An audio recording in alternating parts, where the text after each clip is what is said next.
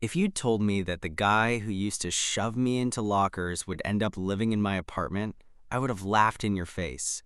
Or cried, depending on the day. Back in high school, Logan Foster made my life hell. We weren't friends. We weren't even enemies in the fun, flirty kind of way that sitcoms like to pretend. He was a classic jock. Varsity soccer, loud laugh, perfect teeth.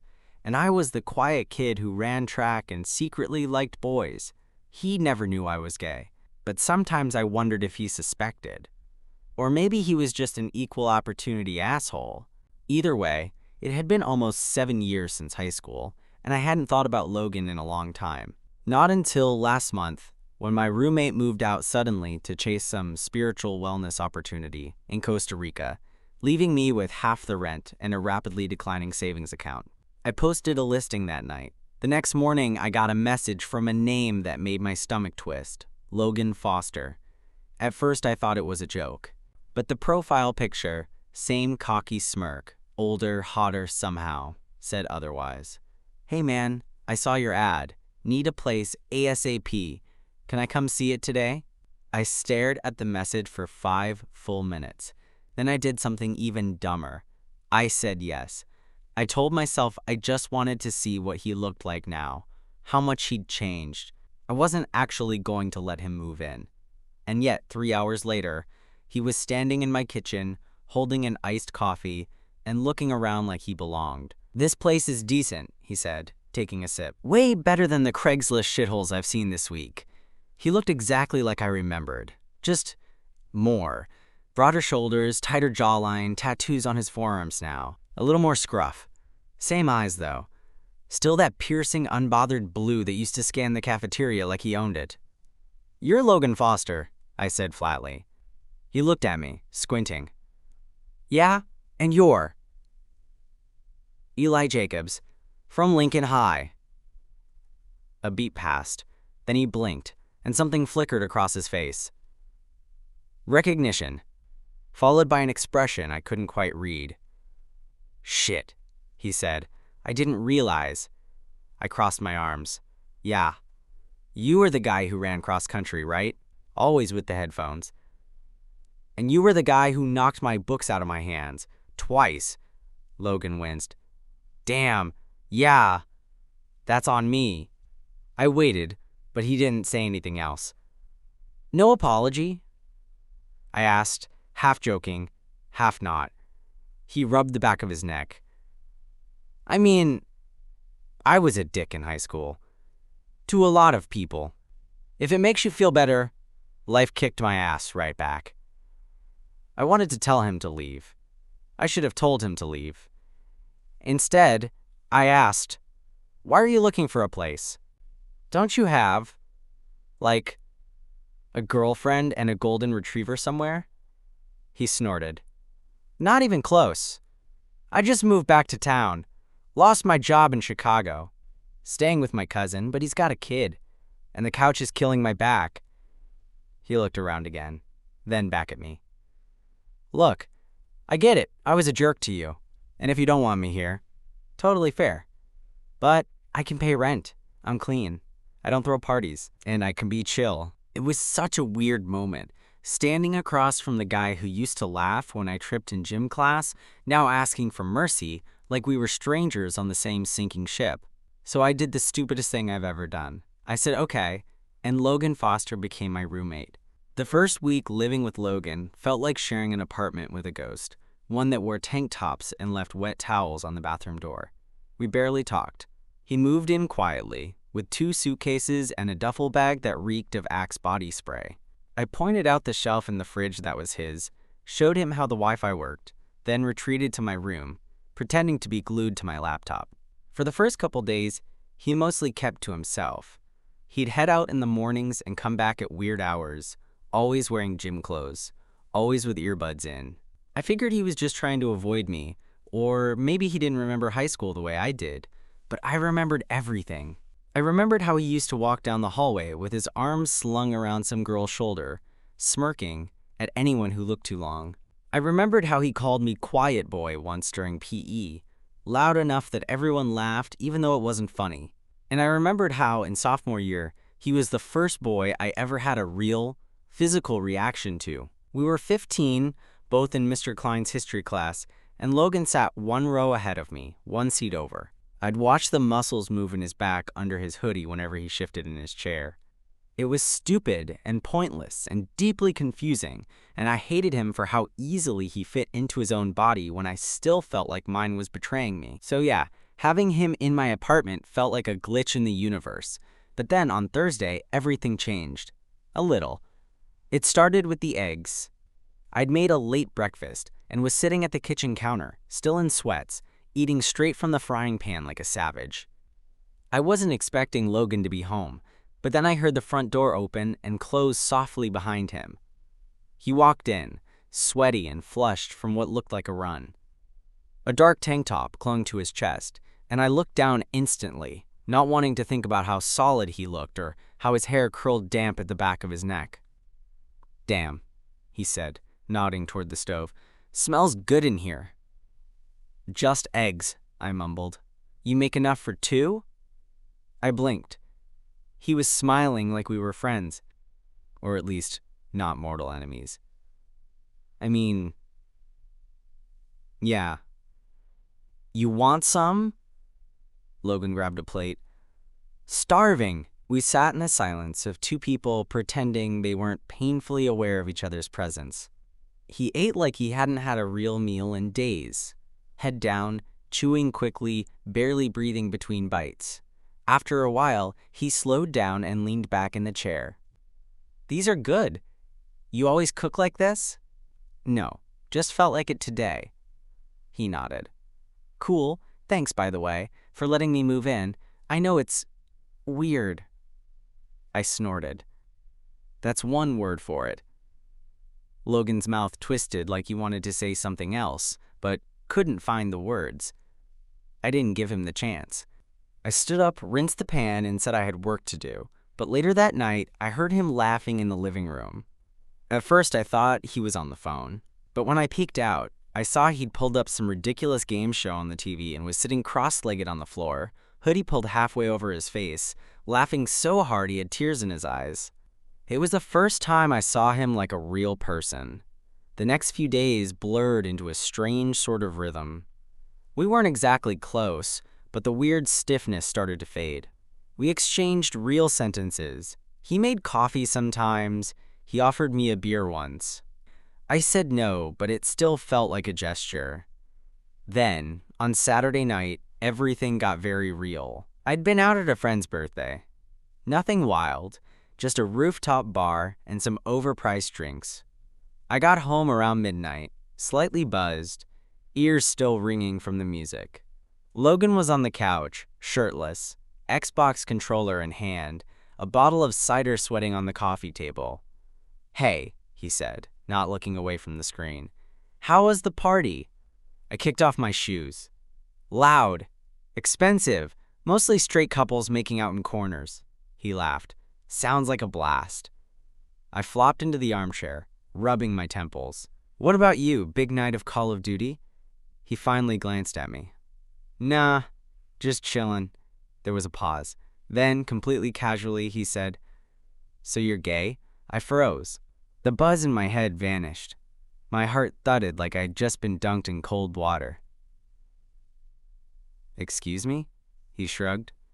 "You said something last night about a Tinder date." "Guy named Brandon?" Shit. I had mentioned that. "Yeah," I said slowly. "Is that a problem?" Logan set the controller down. "No," he said. I didn't know. Back in school. I mean, no one really talked about that stuff." I stared at him. He wasn't smirking. He wasn't mocking me. He actually looked thoughtful. "You bullied me," I said flatly. He winced. "I know. I was a dumbass." I didn't respond. I wasn't ready to let it go just because he was being nice now. "I guess," he said after a moment. I was a little jealous. "You seemed like you knew who you were. I didn't. Still don't sometimes." That threw me. I looked at him, really looked, and suddenly the version of Logan I'd built in my head for years didn't quite line up with the one sitting in front of me. He wasn't laughing at me. He wasn't being cruel. He was just Logan. still trying to figure himself out. And maybe, just maybe, he wasn't the only one. That night didn't leave my head. I tried to focus on work the next morning, staring at my screen, sipping coffee that tasted burnt no matter how many times I cleaned the damn machine. But Logan's words wouldn't leave me. I guess I was a little jealous. Jealous of me? That didn't even make sense. He was the golden boy in high school, the one everyone noticed, and not in the he reads too much and wears the same hoodie every day way. I spent most of high school praying not to be noticed. He spent it soaking up attention like it was oxygen. Still, it stuck with me. That night, I didn't expect to see him again. He usually stayed out late or crashed early, depending on how drained he looked. But around 11 p.m., just as I was brushing my teeth and getting ready to crash, I heard a soft knock on my bedroom door. I opened it cautiously. Logan stood there, barefoot, wearing gym shorts and a threadbare hoodie zipped halfway up. His hair was messy, like he'd been running his hands through it. He looked uncomfortable, like he'd been pacing for a while before deciding to knock. "Hey," he said, voice low. "You got a sec?" I nodded and stepped back, unsure what the hell this was. He came in and sat on the edge of my bed like it was the most normal thing in the world. I leaned against my desk, arms crossed, trying to act casual. "What's up?" He didn't speak right away. He stared at the floor like it held the answer. "I've been thinking," he said finally, "about what I said yesterday." I didn't move. "I didn't mean to make it weird," he continued. I wanted to say it out loud for once." I swallowed. "Say what?" He looked up. His expression was different. Not guarded, not cocky, just bare. "I don't really know what I am," he said. "I used to think I had it figured out, but now, I don't know." The air in the room shifted. He wasn't just talking. He was telling me something. I sat down on the bed across from him, careful to leave space between us. "You don't have to know," I said. "Most people don't." He nodded slowly like he wanted to believe me. "But it's like I keep replaying shit in my head. From high school. Stuff I never thought about before." He rubbed the back of his neck. "There was this one day," he said.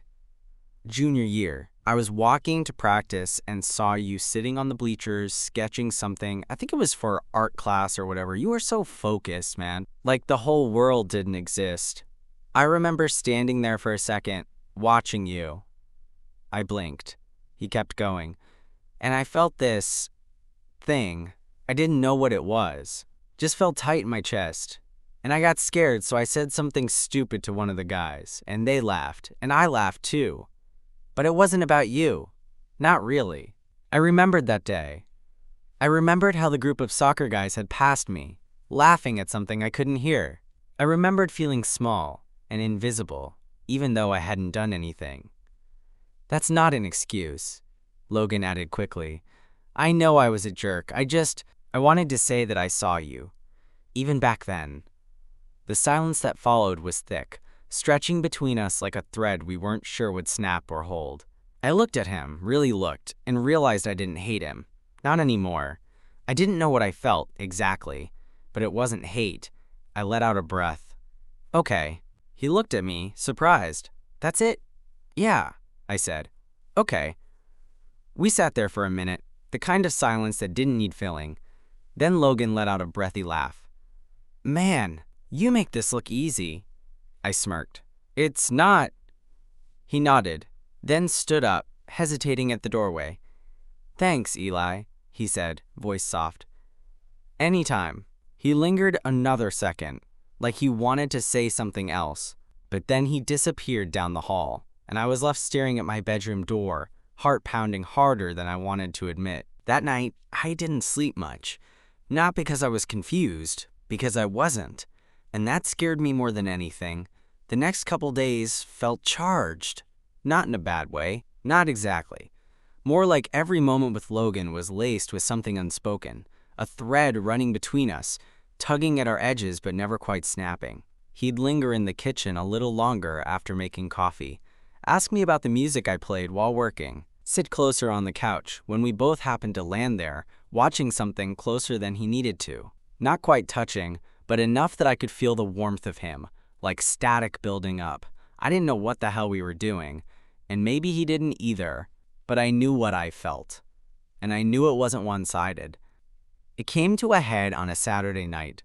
The kind of night where the city outside our windows buzzed with plans we didn't feel like chasing. Logan had picked up a six-pack and a frozen pizza. We were watching some old comedy on Netflix, something dumb and harmless. At some point, I stopped watching the screen because Logan was laughing, head thrown back, mouth wide open, completely unfiltered. And he looked good. Not in the "I hate that I find him attractive" kind of way. Just good, comfortable, present, not trying to impress anyone. He caught me staring, didn't look away. Instead, he nudged me with his elbow. "What?" I shook my head. "Nothing. Don't lie," he said, grinning. "You were just laughing." He raised an eyebrow. "That's illegal now?" "No, you just don't do it much." He blinked. "Yeah, I guess I don't." We let that sit. Then he reached for his beer, took a sip, and said, "You ever think about how weird this is?" I raised an eyebrow. "Us?" He nodded. "Like, if you told me 2 years ago I'd be sitting on your couch watching dumb movies and eating frozen pizza with you, I'd have laughed in your face." "Yeah, well, if you told me I'd ever willingly live with Logan Foster, I would have assumed I'd had a head injury." He smirked. "Touché." Then the smirk faded, slowly, and something else replaced it. Something quieter, heavier. "I keep thinking about that night," he said. "When I told you I didn't know what I was." I sat up straighter. He kept going. "And you didn't make a big deal out of it. You didn't laugh or push or ask questions. You just let it be." I swallowed. "That's what you needed." "Yeah, but not everyone would have done that." He set the bottle down, turned toward me slightly. "I didn't realize how lonely I was," he said, "until this place started feeling like home." My chest tightened. "I don't think I've ever had that," he added. "Not even back at my parents' place. It was always noise, expectations, pretending to be this version of myself I didn't even like." I couldn't say anything. The words stuck in my throat. Then, slowly, he said, "This, right here, feels more real than anything I've had in years." His knee bumped mine. Not by accident. I didn't pull away. He looked at me, really looked, and I felt the pull again. Stronger this time, like we were both holding the edge of something neither of us had dared name. "You ever wonder what would have happened if things had been different back then?" he asked. "If I hadn't been such a dick?" I gave a half smile. "I think about it all the time." He nodded, lips pressed tight. Then he leaned forward. "Just a little. Testing." "I'm not drunk," he said. "I don't want you to think this is that." "I know," I said, voice barely above a whisper. He moved closer. My heart was hammering. I could feel the heat coming off his skin. The tension was like a held breath between us. "I'm still figuring shit out," he said, "but I know I want to try." And then, finally, the thread between us snapped. He kissed me. It wasn't rushed. It wasn't perfect. It was awkward and soft and hesitant and a little too warm, but it was real. His hand cupped the side of my jaw like he didn't want to let go, like he'd been thinking about it longer than he'd admit. When we finally pulled apart, neither of us said anything for a second. Then he whispered, "Okay, that was a lot." "Yeah," I said, smiling. "In a good way." He let out a breathy laugh. "I thought I'd feel like I was breaking some rule, like I'd wake up in panic." "And now?" He looked at me. "Now I just want to do it again." So he did, and I let him, and everything changed. I didn't sleep much that night, not because anything else happened, not because we stayed up talking about feelings or definitions or what we were now. We didn't need to. Not yet.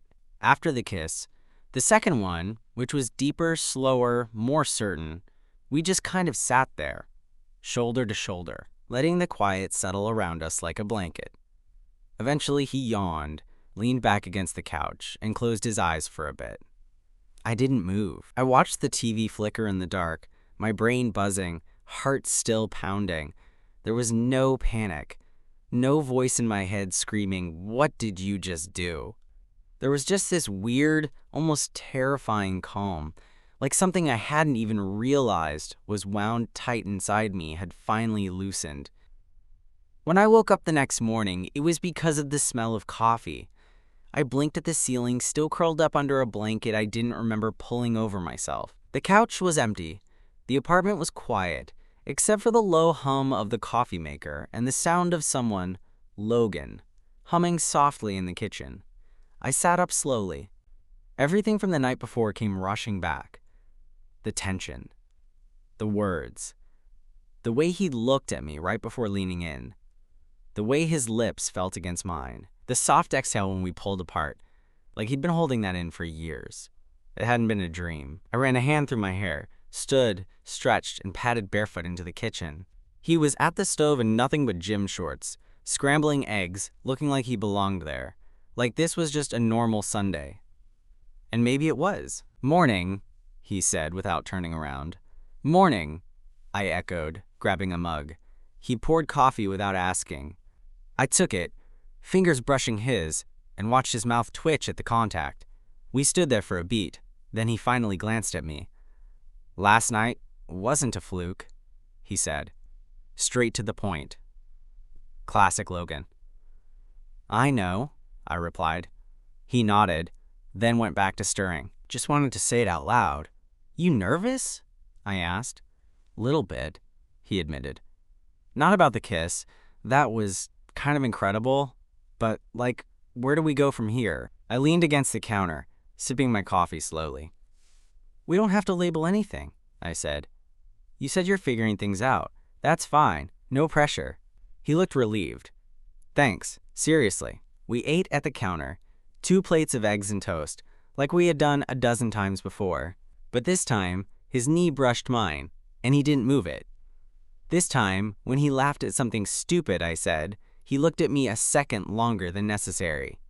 Something had changed. Quietly, but definitely.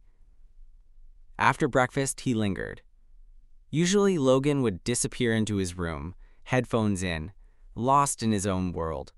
But this time, he stuck around, sat on the couch with his laptop, nudged my leg with his foot whenever he wanted my attention, even suggested we start a new show together. Nothing dramatic, just soft, small things that added up. Around noon, I got a text from my friend Jess. "You alive? You ghosted after the party, LOL." I smirked, thumbs hovering over the keyboard. Logan glanced over. "You gonna tell her?" I shrugged. Not sure what I'd even say. He looked thoughtful for a second. "You ever told anyone about me? I mean, about high school? What I was like?" I sipped my coffee. "A little. Mostly that you were a jerk." He laughed. "Fair." I looked at him. "But I also told people I had a crush on you." He froze. "Wait, really?" I nodded. "Yep, sophomore year.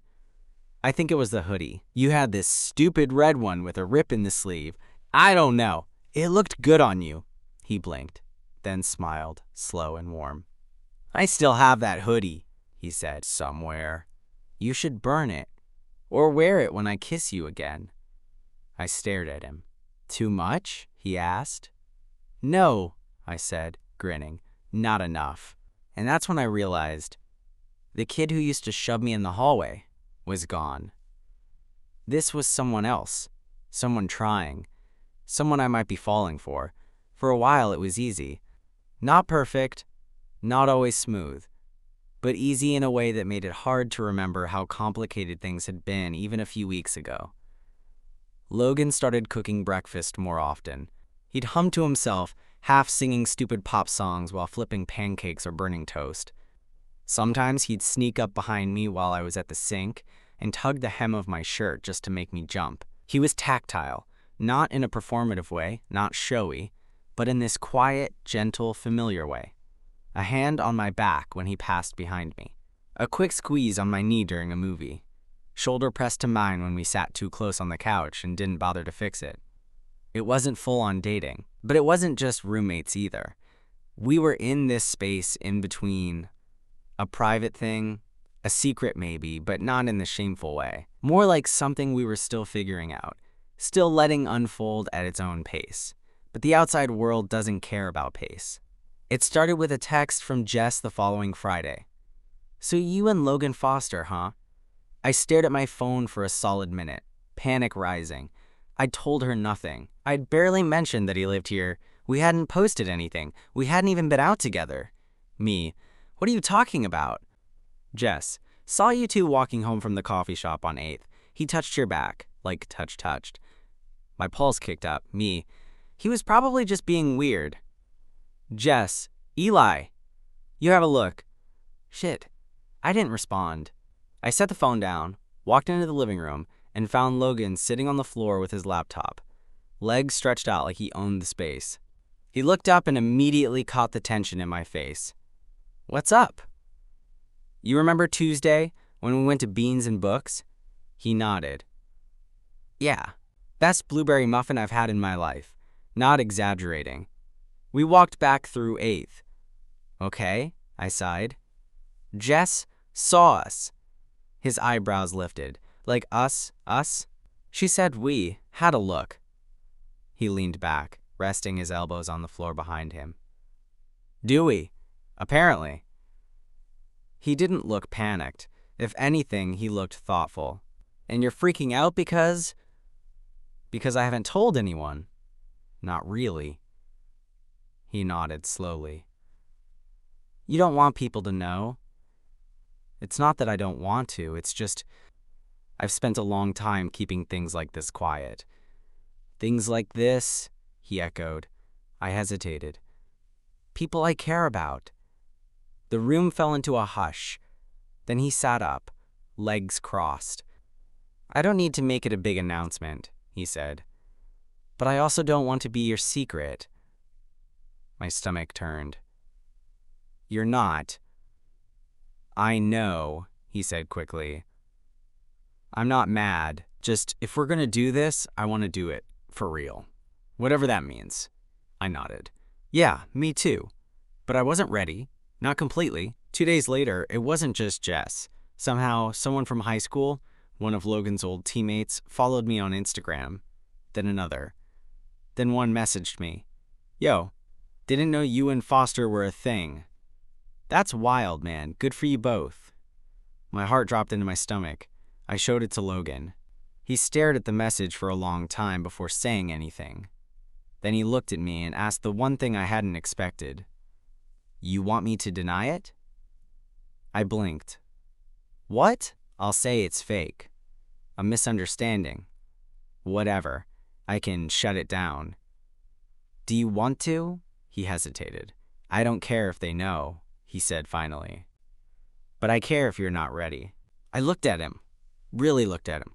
This guy, the first used to hate, who used to make me feel invisible, who is now standing here offering to protect me in the only way he knew how. "I don't want to hide you," I said quietly, "but I'm scared." I get it, and he did. That's the thing. He didn't push. He didn't guilt trip me. He just stood there, nodded, and let me sit with it. That night, we sat on the balcony with beers and hoodies and the city humming below us. The air was cool, sharp, full of something unnamed. "You ever think about how this would have gone back then?" I asked. "All the time." He looked at me, eyes soft. "You would have hated me no matter what," he said. "But maybe I wouldn't have hated myself so much." I rested my head against the side of his arm. "You don't have to anymore." He didn't answer. He just leaned down and kissed the top of my head. And somehow, that meant more than anything else. You can only live in the in-between for so long before it starts to pull at you. At first, I thought keeping things quiet, not secret, just quiet, would protect what we had. That it would let Logan and I grow into this thing, without outside pressure, without old narratives creeping in. But that only works when both people feel safe in the silence. It started subtly. Logan got quieter when my phone buzzed. He'd go still when I'd pause mid-text and delete a line, or when I'd hesitate before telling people who I was with. Then one night, he asked, "Do you ever call me your boyfriend?" We were lying in bed. Not post-closeness, not even touching. Just lying there in the dark, each facing the ceiling. The kind of night where the air feels too still. His question landed in the space between us like a drop in still water. I hesitated. Not out loud. He didn't say anything. I turned toward him. "Do you want me to?" He shrugged, but it didn't feel casual. "I don't know. Maybe." I reached over and touched his hand. "I've just never said that word before. About anyone. You're kind of my first everything." He looked at me then. Really looked. "I don't need the label," he said. "But sometimes it feels like you're waiting for this to end."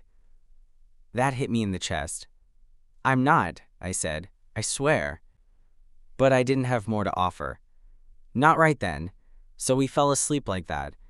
Side by side, bodies close, but minds somewhere else. The tension simmered for days. Not explosive, not cruel. Just there. I could feel him pulling away in small ways. He stopped singing in the kitchen. He didn't linger in the living room as long. When we watched TV, he'd sit on the other side of the couch, saying he wanted to stretch out. It was a quiet drift. But I noticed, one night, after I got back from dinner with a friend, I found him on the balcony, hoodie up, beer half finished beside him. He didn't turn when I stepped out. I stood next to him, letting the wind fill the silence. "I saw a picture," he said finally. I frowned. "What?" "On your friend Jess's Instagram. You and her at that rooftop bar." She captioned it, "Just us singles trying to survive cuffing season." My chest tightened. "I didn't know she posted that." He nodded. "You didn't correct her either." I tried to explain. "It's not like I wanted to lie. But you didn't want to be honest." He wasn't angry. That's what made it worse. He was hurt. "I know this is hard for you," he said. "I know I was the last person you expected to end up with. That's not it. But maybe I'm just a phase. A weird little chapter you don't want to read out loud." I stepped in front of him, trying to meet his eyes. "You're not. Logan, come on. This is just new for both of us." He looked down. "You're not new to me," he said.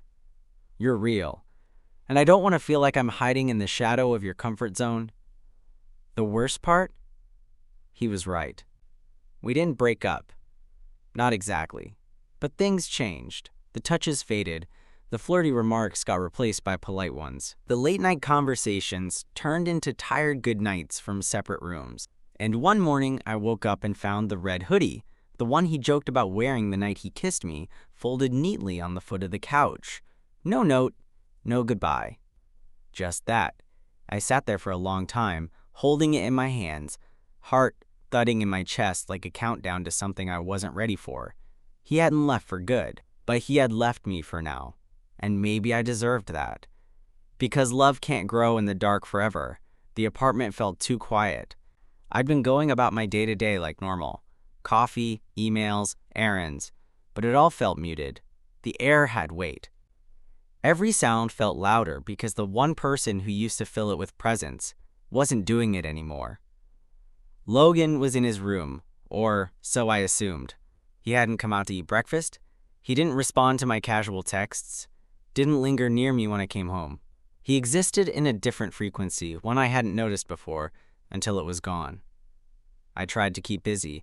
Work, calls, even cleaning the fridge top to bottom. But it didn't help. I kept thinking about the last words he'd said before retreating to that quiet space, the balcony night. "I don't want to feel like I'm hiding in the shadow of your comfort zone." And I couldn't stop replaying the image of that red hoodie folded neatly on the couch. It wasn't a message. It wasn't even a hint. But it felt like a boundary, one I hadn't crossed, and now it loomed over me. By the time evening rolled around, I couldn't take it anymore. I grabbed my keys and decided to take a walk. The air was crisp and the streets were almost empty. I passed the corner cafe where we had our first awkward coffee together. The place was closed, shutters down, but the memories were vivid. Halfway through the block, I heard the familiar sound of sneakers behind me. My heart jumped. "Eli?" Logan's voice said, low but unmistakable. I turned. He was there, hands in his hoodie pockets, looking slightly nervous, slightly pissed, slightly everything I hadn't wanted to admit I was feeling. "I needed to find you," he said, stepping closer, "before this goes any further." "Further?" I asked, though I already knew what he meant. "Us," he said, voice tight. "This, between us. I can't handle pretending or hiding anymore. Not with you, not like this." I swallowed hard, chest tight. "I didn't mean to pull away," he admitted. I don't know. I didn't want to scare you or mess things up. But staying quiet? It's worse. For both of us." I stepped closer, closing the distance between us. "I know," I said. "I felt it too." His eyes softened. The familiar teasing spark was there, but tempered by vulnerability. The same vulnerability I had seen when he confessed in the living room that first week. All those months ago. "I don't want to hide," he said, voice low, nearly a whisper. "Not from you. Not from anyone." I nodded. "Then don't. We'll figure it out together." He smiled. A small, genuine smile that reached his eyes and made something twist in my chest. Without thinking, I reached for his hand. He didn't pull away. Instead, he laced his fingers with mine, tight and warm. "And this time," he said, leaning in, "we don't leave anything unsaid." I grinned, heart hammering. "Good."